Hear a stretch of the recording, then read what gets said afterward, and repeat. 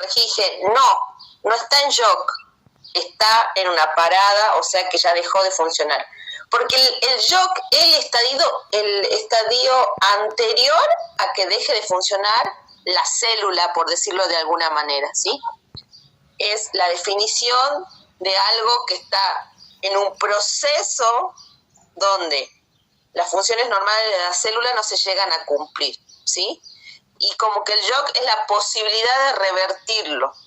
Pues es muy complejo y hay diferentes tipos de shock y es lo que vamos a ver el día de hoy. Cualquier cosa me dicen si voy rápido o voy bien, ¿sí? ¿Qué es el shock? ¿Sí? Cuando se hace referencia al shock, es esto, al último estadio de la evolución final de los procesos patológicos. ¿Y qué conlleva? Todos los shock conllevan a una inestabilidad hemodinámica en el sujeto, ¿sí?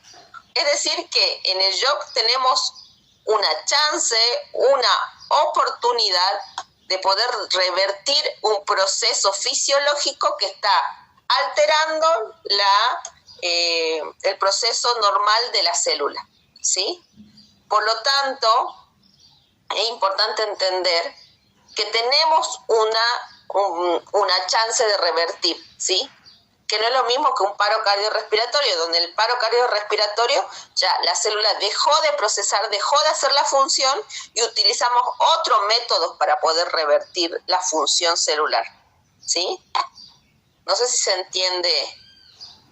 Sí, Sergio. Profe, Sí. en el grupito donde estamos en el general hay varios chicos que no pueden entrar. Me imagino que es porque la sala está llena, porque aquí me marca que somos 101. No sabía que teníamos límite. Creo que sí, profe, porque en veces anteriores que tuvimos algunas conexiones, la sala tiene un límite de personas para poder unirse. No sé qué quiere que le diga a los compañeros porque están escribiendo. Podemos hacer, a ver, admitir. Me está dejando admitir, mira, recién están entrando notificaciones. 3 me entraron y se admitieron. No sé si están... Ahí, capaz que todavía... Permitir, no sé, admitir a todos. Me deja seguir admitiendo, pero no me dice sala llena. ¿Será? Hay 96 alumnos todavía, profe, incluidos, pero creo que es hasta 100 nomás, si no me equivoco. A mí me figura, profe, que tengo en sala en conexiones. Sí, tenemos 101. Bueno, lo que podemos hacer con esos compañeros es que se conecten dentro de un ratito con el mismo link, o enseguida armo otro. Total, la clase va a ser cortita y con ello puedo tenerlo dentro de 2 horas la clase, digamos. No sé si son muchos los que no se pueden conectar. Bien, profe. Eso podemos hacer como para... No son muchos, profe, deben ser unos... No son muchos, profe, no están escribiendo todos, serán unos 4 que están escribiendo en el grupo. Uy, qué lástima. Si no vuelvo a dar la clase, no hay problema. No quiero que se pierdan de esto, así que podés decirle eso, te doy un minuto, así continúo. Listo, profe, le aviso. Dale, gracias.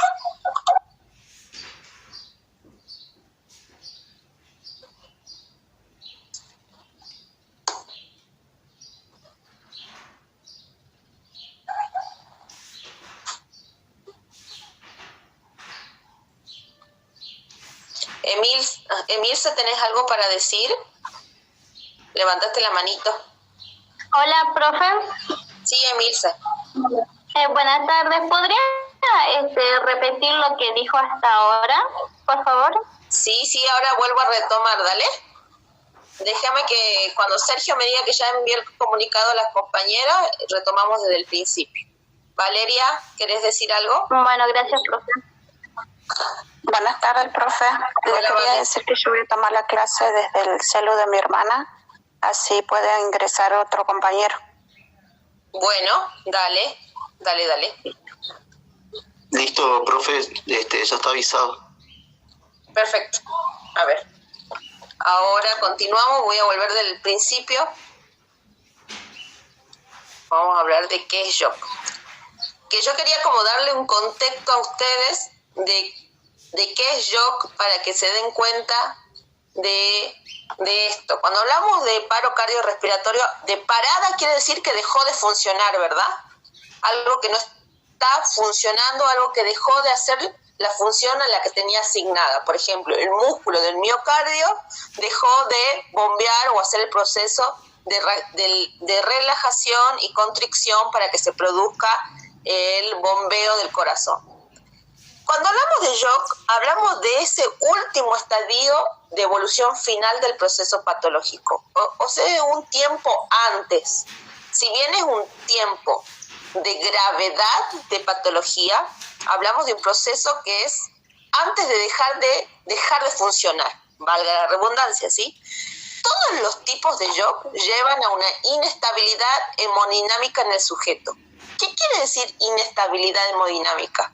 De qué generalmente siempre nosotros hablamos que le pasa a la célula y cuando deja de funcionar empieza a estar en un estadio que muchas veces lo mencionamos, en un estadio de isquemia, ¿verdad? Entonces hay una inestabilidad del transporte de esa sangre por muchos factores, por eso hay diferentes tipos de shock. Siempre va a haber esa inestabilidad y eso se ve marcado generalmente en el proceso del gasto cardíaco. Para que exista gasto cardíaco, la estabilidad hemodinámica debe ser precisa. Es decir, que nuestra presión arterial debería ser mayor a 90. ¿Se acuerda que lo vimos en el proceso de atención del paciente politraumático o el paciente que recibió o tuvo patologías traumáticas que les llegan a causar inestabilidad hemodinámica? Lo primero que dijimos es hay que mantener la presión para poder seguir teniendo paciente con orientación en tiempo y espacio. Cuando hablamos de esta inestabilidad hablamos de eso, de esa falta de oxígeno, porque no hay capacidad de transporte, no porque el contenido no porque el vaso tenga algo, sino porque el contenido es deficiente, ¿sí? Entonces, cuando hablamos de shock, hacemos referencia a esto, al último estadio de la evolución final del proceso patológico, que conlleva una estabilidad hemodinámica y que si no se actúa, es posible que no tengamos paciente o la vida del paciente termine. ¿Cuáles son los tipos de shock que existen? Hay varios tipos de shock, cada uno tiene una fisiopatología diferente, ¿sí? Tenemos el shock hipovolémico, el cardiogénico, el neurogénico, el obstructivo, el anafiláptico y el séptico. No sé si les da, se van dando cuenta de lo que es, ¿sí? Entonces, cuando hablamos de shock, y esta parte sí quiero que la noten, ¿sí? Que es muy importante, que el shock es un síndrome derivado de un consumo insuficiente de oxígeno para las necesidades metabólicas celulares. Es por el déficit del aporte de este oxígeno al aparato circulatorio, ¿sí? Por lo tanto, la célula empieza a funcionar mal o hay una mala utilización del oxígeno en la célula. Al correr los días ante esta exposición de insuficiencia de oxígeno, podemos llegar al fracaso multiorgánico o a la muerte celular. Y ahí, por ejemplo, ya entraríamos a lo que es, si pasa esto en lo que es las células del miocardio, entraríamos, por ejemplo, al paro cardíaco. No sé si se está entendiendo lo que voy diciendo, si vamos bien, me levantan el dedito para arriba para que yo vaya tomando... ¿Profe? Sí. Profe, ¿podrías repetir lo que era shock? ¿Es un síndrome derivado de qué? Ahí me perdí. Bien, ahí vuelvo a repetir. El shock es un síndrome derivado de un consumo insuficiente de oxígeno para las necesidades metabólicas celulares. ¿Sí? Este déficit de aporte, ¿de qué va a ser? De oxígeno, obviamente, al aparato circulatorio y la mala utilización celular de ese poco oxígeno que tenemos, al ser persistente en el tiempo, lleva a un fracaso multiorgánico y a la muerte celular. ¿Sí? Es de lo que estuvimos hablando como por mucho tiempo, no sé si recuerdan, de lo que es la isquemia. Dijimos, la isquemia es grave, esa deuda de oxígeno tan difícil de pagar para la célula, ¿verdad? Que queda en un momento que la célula es tanta la deuda de oxígeno que tiene que no la puede pagar. Bueno, cuando la deuda es esa deuda es tan exacerbada, es cuando hablamos nosotros de shock. No sé si se pueden dar cuenta de lo que estuvimos hablando varias veces y lo que quiero decir, ¿sí? Bueno, a ver, entonces, el shock se caracteriza, ¿por qué? Porque tiene diferentes etiologías. Por ejemplo, el shock hipovolémico no es lo mismo que el obstructivo, no es lo mismo que el cardiogénico, ni el anafiláctico, ni el neurogénico, ni el séptico. Es de instauración aguda, de evolución rápida y requiere de tratamiento inmediato. ¿Sí? Y ahora vamos a ver cuáles son los tipos de shock y cuáles serían sus manifestaciones. El shock hipovolémico se produce por la disminución de la precarga como consecuencia de una importante pérdida de volemia. Por ahí es mucho más rápido de darse cuenta, lo hablamos en las patologías traumáticas, dijimos qué cantidad de sangre podía perder cada uno de los aparatos, o por ejemplo el sistema óseo, ¿sí? Dijimos cuáles estadios de shock hemorrágico existen, no sé si recuerdan en la clase anterior, que hay 4 estadios de shock, ¿sí? Y cuando hablamos del shock hemorrágico, es la pérdida sanguínea mayor al 30% de la cantidad corporal, ¿sí? Y no hemorrágico es por la pérdida de líquidos gastrointestinales, renales o por la hipertermia, que esto puede pasar con los pacientes deshidratados, ¿sí? Ustedes me dicen si vamos bien, porque yo a veces creo que voy muy rápido. Entonces, la etiología de este tipo de shock puede ser de 2 formas, ¿verdad?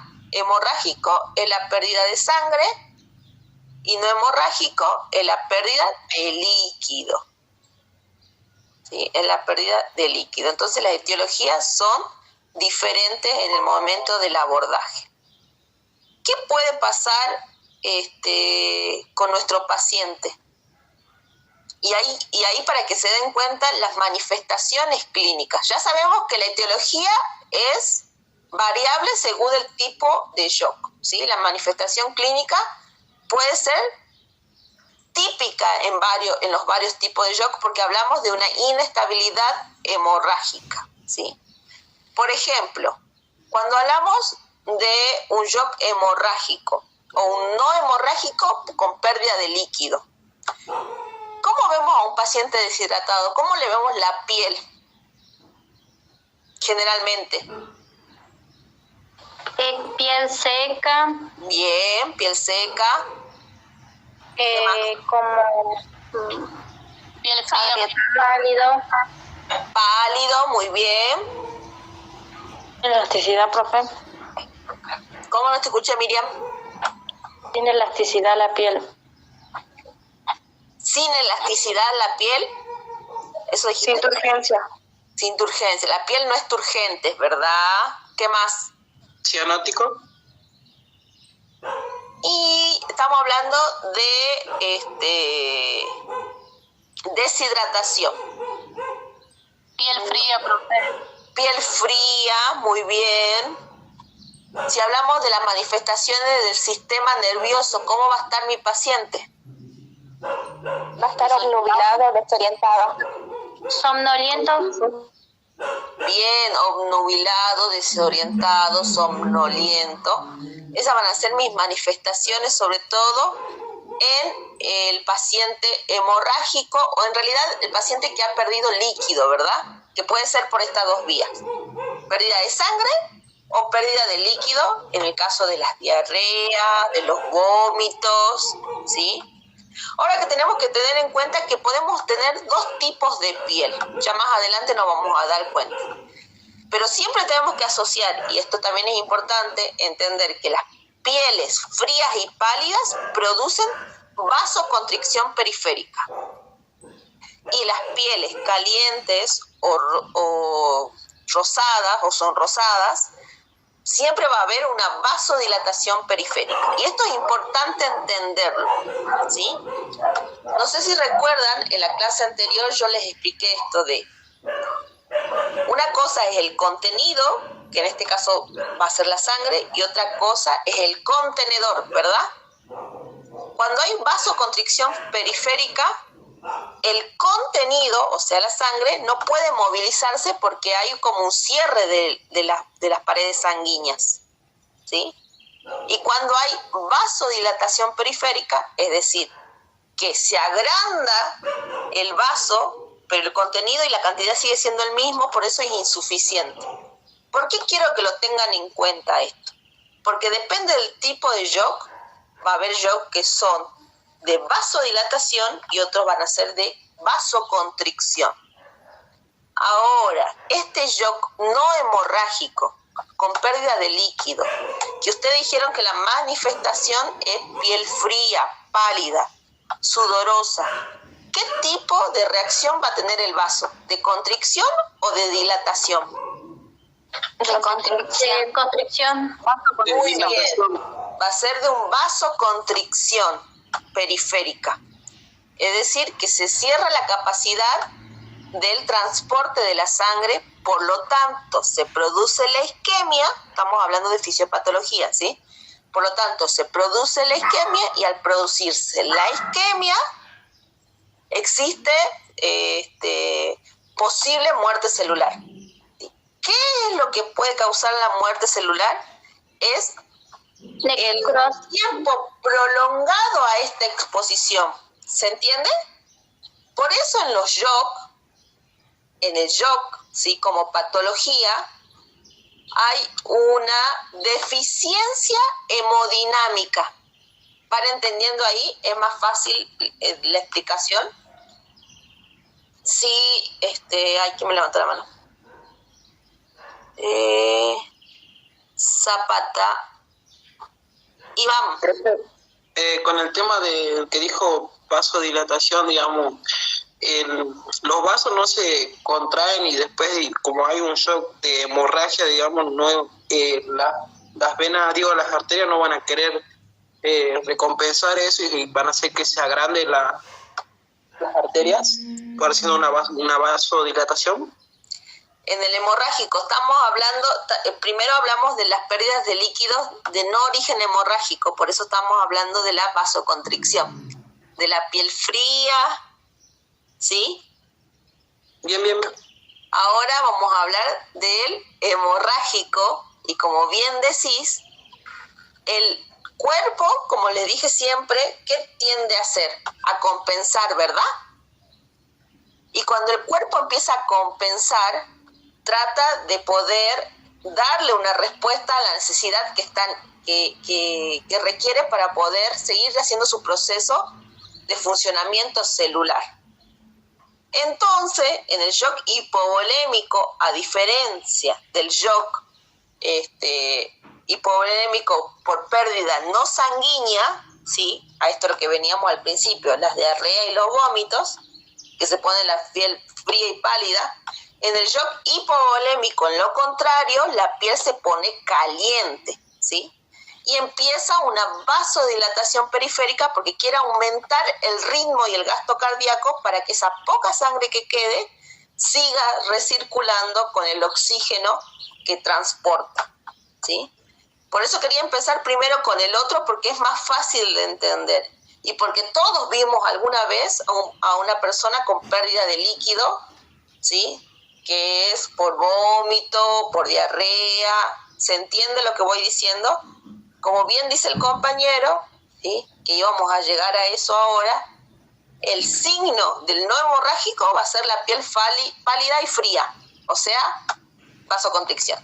Y el del hemorrágico va a ser la piel caliente, o sea, vasodilatación. ¿Se entiende ahí? Sí, profe. Bien. Ahora recuerden que en diferentes tipos de shock vamos a ver algunos que producen vasoconstricción y otros que producen vasodilatación. Pero la máxima que tenemos que saber del shock es que hay disfunción hemodinámica, ¿verdad? Eso tiene que ser como, ¿qué es shock? Es la disfunción hemodinámica por la que dijimos, por el proceso patológico, bla, bla, bla, bla. Pero siempre existe la disfunción hemodinámica. Shock cardiogénico puede ser producido por un fallo de la función del miocardio, ¿sí? Es frecuente, o es la causa frecuente, mejor dicho, del infarto agudo de miocardio. Es un estadio pequeño anterior, pero que lo que produce es el infarto, o sea, la falla total. Pero también existen otras causas de insuficiencia cardíaca grave, con cualquier etiología, lesión miocárdica, cirugía cardíaca, insuficiencia de aorta, ¿sí? Y muchos otros tipos de patologías asociadas al aparato cardiológico que hace que exista una deficiencia, ¿sí? O un fallo del miocardio, ¿sí? O un fallo miocárdico, quise decir.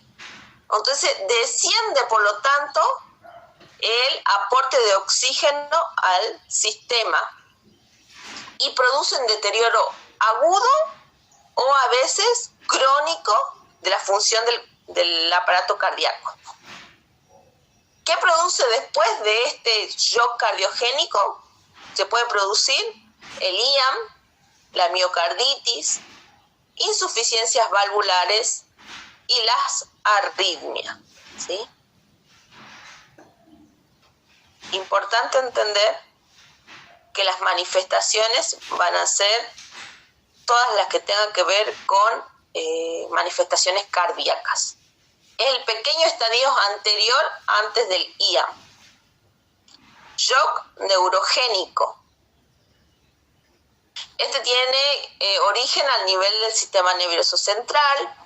La etiología más detallada puede deberse al bloqueo farmacológico del sistema nervioso simpático por lesiones en la médula espinal o por encima de la D6.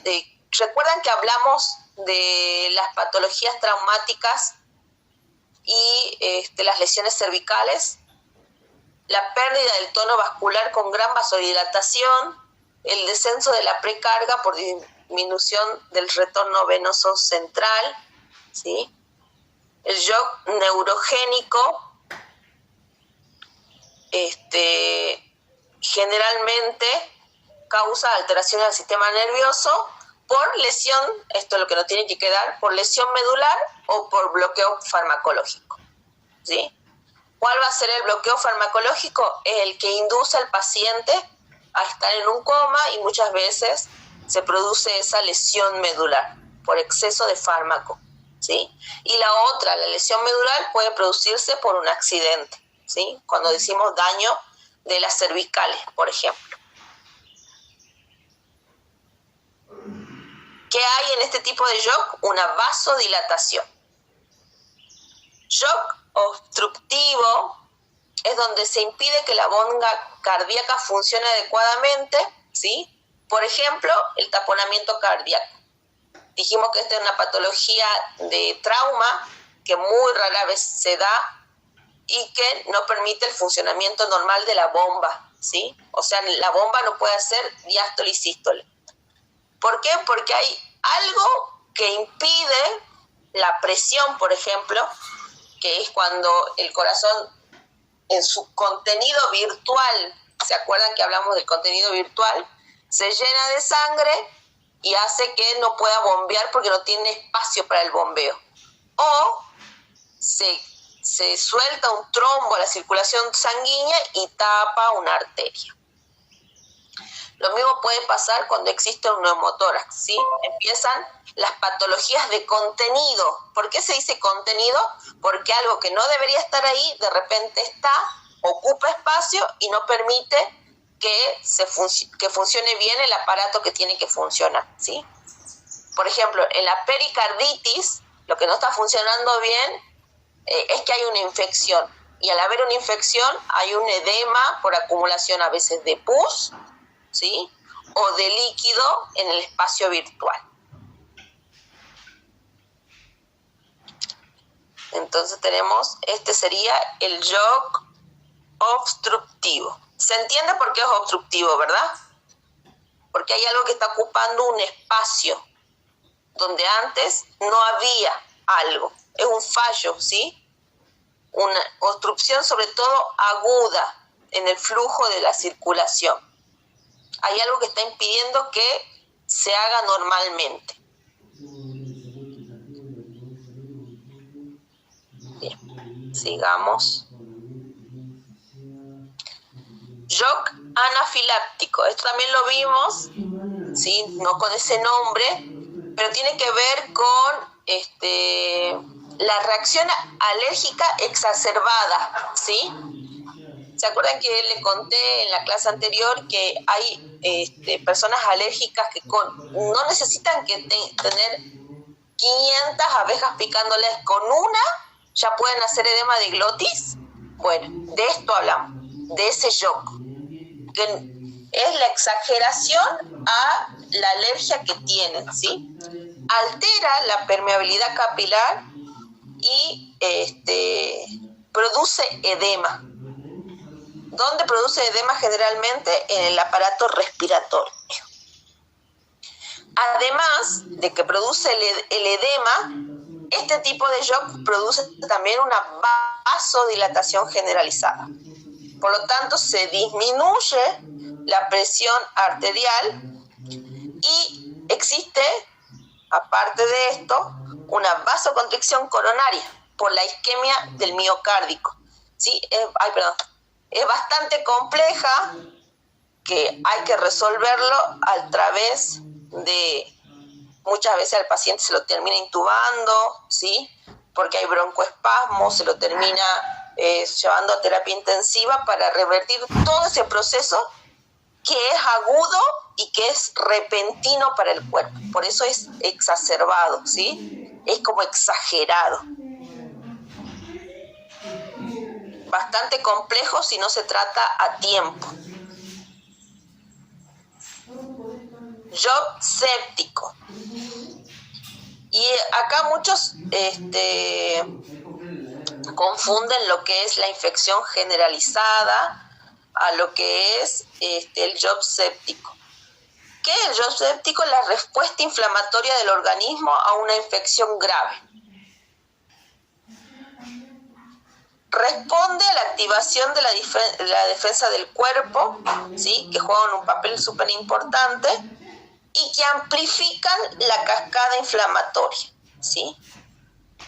¿Por qué una respuesta inflamatoria? Cuando el cuerpo empieza a querer revertir el proceso patológico de contagio, ¿sí?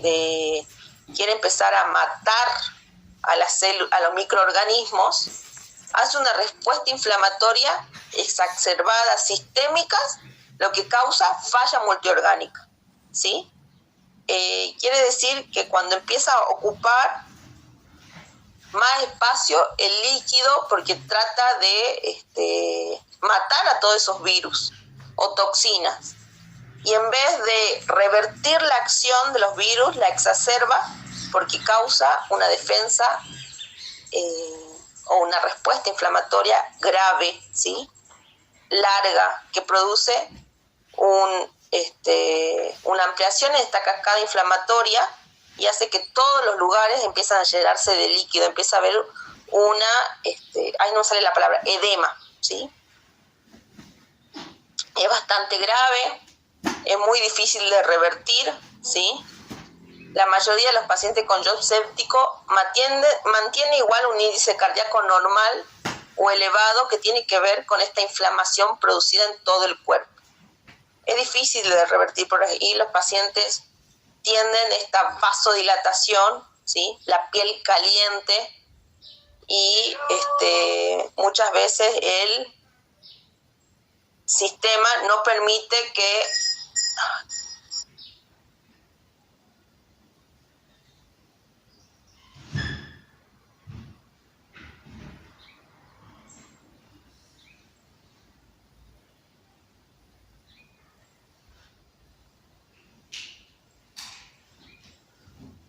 Profe.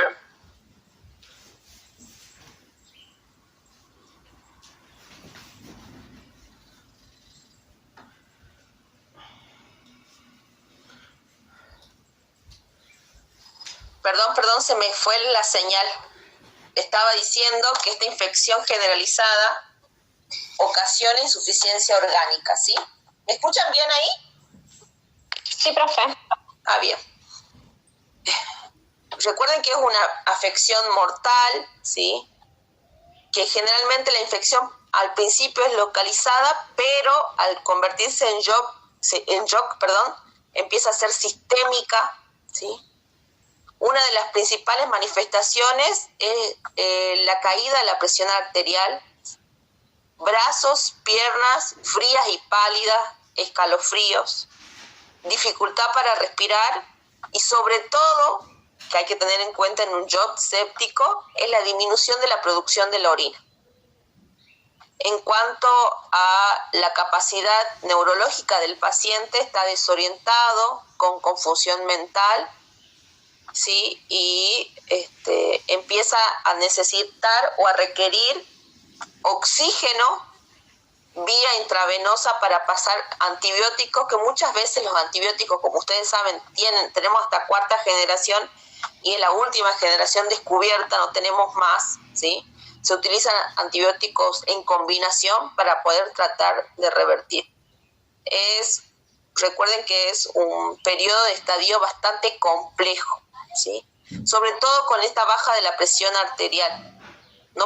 Muchas veces en el paciente con shock séptico no se pueden mantener estos 90 milímetros de mercurio de sistólica para poder tener una buena perfusión cerebral, ¿sí? El descenso de la frecuencia cardíaca es bastante elevado, bastante complejo. Ay, pucha, no puedo seguir. Bien, sigamos. Bueno, hasta ahí el shock. ¿Alguna pregunta? Para hacer repaso de lo que es shock, le voy a mandar una infografía donde tienen todos los shock con pequeñas explicaciones. También se suman 2 tipos de shock que yo no los toqué acá, pero están en la infografía como para conocimiento general. ¿Qué tengo que saber del shock? Es que es un síndrome derivado al consumo insuficiente de oxígeno, ¿sí? ¿Para qué necesitamos ese consumo de oxígeno? Para las necesidades metabólicas de la célula, que por diferentes etiologías no se están dando. En el shock séptico no se dan porque hay una respuesta inflamatoria exacerbada para tratar de eliminar esos microorganismos. En el anafiláctico hay una reacción alérgica exacerbada que no permite, ¿sí?, que el sistema capilar, pero mejor dicho, lo que realiza es que el sistema capilar exista un edema intersticial, lo que hace que al existir edema, generalmente las vías respiratorias se tapan por el edema de glotis. En un shock obstructivo tiene que ver con que algo, por ejemplo en el taponamiento cardíaco, que la sangre sería en el taponamiento cardíaco, ocupe un espacio que antes no ocupaba, ¿sí? En este caso ocupe el espacio el espacio virtual en el sistema cardíaco, lo que hace que no pueda seguir haciendo su funcionamiento normal. Esto causa que se disminuya el gasto cardíaco, por lo tanto hay una mala perfusión celular, ¿sí?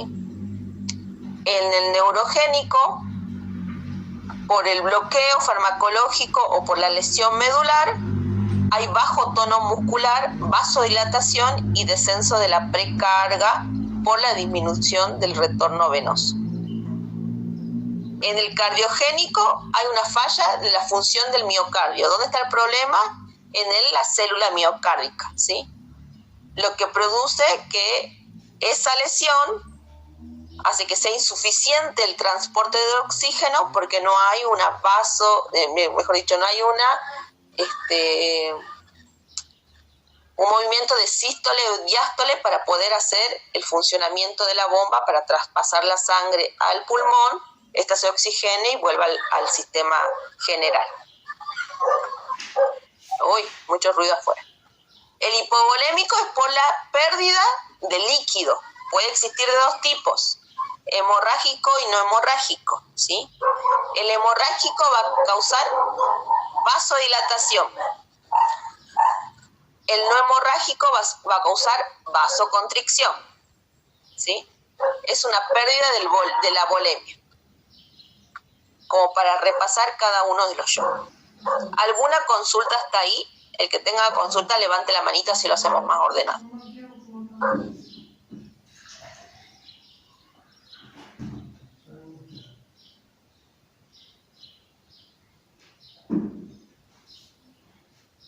Profe, ¿y esta clase lo va a volver a repetir cuando estemos presencial o no?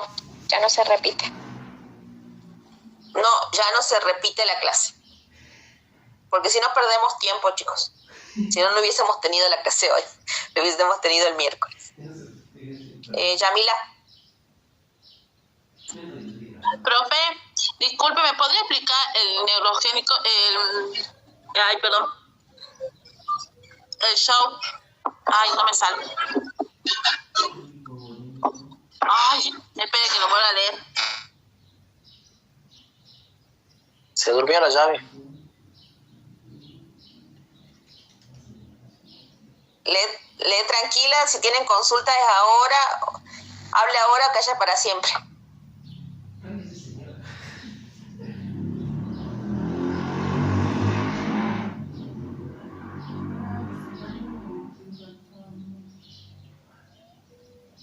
Profe, ¿este Power también lo va a pasar? Sí, este lo voy a pasar. Por ahí, para explicar mejor el shock neurogénico, ustedes tienen que entender que existe una falla de comunicación entre el cerebro y el cuerpo. ¿Se acuerdan que hablamos de la lesión cervical? Y que por lesión cervical el resto del cuerpo podía quedarse en una paraplegia. Bueno, de esa manera es el shock neurogénico. Disculpe, era el shock neurogénico. No escuché muy bien, lo que pasa es que venía de trabajar y no se escuchaba nada. Recién entré a mi casa. Bien. Por eso te digo, cuando hablamos de shock neurogénico, nosotros tenemos que entender que hay una falla de comunicación entre el cerebro y el cuerpo, ¿sí? Porque hay una lesión al nivel del sistema nervioso. Por eso quería que lo relacionen. Cuando vimos nosotros traumatismos, hablamos de la lesión cervical, ¿recuerdan? Sí, profe. Bueno, cuando hay un shock neurogénico, los vasos sanguíneos pierden tono. ¿Sí? ¿Qué es el tono? Eso es lo que da turgencia o fuerza, ¿verdad? Y se dilatan. Por lo tanto, en este tipo, cuando se dilata el vaso, ¿qué tipo de shock era? ¿Con vasoconstricción o vasodilatación? Vasodilatación. Por lo tanto, era caliente y, ¿se acuerdan lo que mencionamos? ¿Cómo era la piel en la vasodilatación? Caliente. Caliente y sonrosada, o sea, caliente y roja, digamos, ¿sí? Entonces, tienen que tener en cuenta que va a haber shock con vasodilatación y shock con vasoconstricción. En este caso del shock neurogénico es una patología de vasodilatación, ¿sí? Pero en todos los shocks existe una falla de la volemia, en realidad una falla del vaso, ¿sí? No sé si hay otra cosa. Bueno, esta vasodilatación, no se olviden que cuando existe vasodilatación, la presión arterial va disminuyendo. O sea que se dificulta la circulación de la sangre por el cuerpo. Eso quiere decir que la presión arterial va disminuyendo. El gasto cardíaco también se disminuye, y cuando se disminuye el gasto cardíaco hay dificultad en la circulación. ¿Sí? Espero haber sido explicativa. ¿Qué puede causar el shock neurogénico? Traumatismos, golpes fuertes, caídas de altura, lo que estuvimos viendo en la clase anterior. Pero también, por ejemplo, puede existir otro tipo de patologías que tengan que ver con la parte neurológica, como el Guillain-Barré, por ejemplo. ¿Alguna otra consulta? Ya me quedan, creo, 14 minutos para terminar. Ahora les vuelvo a mandar un link para la otra parte de la clase, que va a ser tipos de aislamiento. Profe, una consulta. Sí, Noelia. Yo, por experiencia, hace poco fui a una paciente que tenía cáncer de estómago. Bueno, ya era una paciente terminal, digamos. Y viendo el shock no hemorrágico, ella tenía una pérdida de líquido, pero perdía líquido por los poros de la piel. ¿Esto no sería un ejemplo en eso? Sí, cualquier pérdida de líquido, por ejemplo, generalmente es gastrointestinal por vómito y diarrea, pero puede ser renal o hipertermia, o puede ser por transpiración. De hecho, cuando nosotros hacemos, bueno, acá no se hace mucho, pero en otros países, cuando se hace balance hidroelectrolítico, se hace referencia a las pérdidas de líquido no sensibles, ¿viste? Por ejemplo, mojar la sábana mojar la sábana, hay un cálculo estimado para ver cuánto líquido perdió una persona por mojar la sábana, mojar la ropa. Claro, sí. Sí, porque le poníamos trapo porque mojaba todo, digamos. Hay mucha pérdida de líquido, pareciera que no, pero la pérdida de líquido por sudoración a veces es exacerbada, es grande, digamos. Y en ese caso sería shock hipovolémico no hemorrágico, ¿sí? Ah, entiendo. Gracias. ¿Y ella cómo tenía la piel? Fría y pálida, seguramente. Fría, pálida, sí, totalmente. Por lo tanto, había vasoconstricción en ella. Vasoconstricción, sí. Bueno, gracias, profe. De nada. ¿Alguna otra consulta? Enseguida mando el otro link para tipos de aislamiento. Así la próxima clase les digo cuál es. Seguimos con patologías de CA y bueno, continuamos. ¿Cuándo rinden? ¿El jueves o el miércoles? Mañana. Ah, mañana, pero si no hay transporte igual rinden. Bueno, profe Mica, el jueves. Ah, ¿ya les dio los casos la profe Mica? Sí, profe. Bien. Léanlo y piensen en las prácticas de enfermería con respecto a su caso, ¿no? Lo tienen que preparar. Por favor. Que la idea es que aprueben todos. Bueno, enseguida se va a cortar Meet y les vuelvo a enviar para que veamos tipos de aislamiento. Si no hay ninguna otra consulta, lo espero para el otro encuentro. Así podemos ir cortando y ya les mando. Les dejo media horita para que tomen un agua, un líquido o un algo, vayan al baño y les mando el link. ¿Les parece? Sí, profe. Sí, profe. Dale, gracias chicos, voy cortando.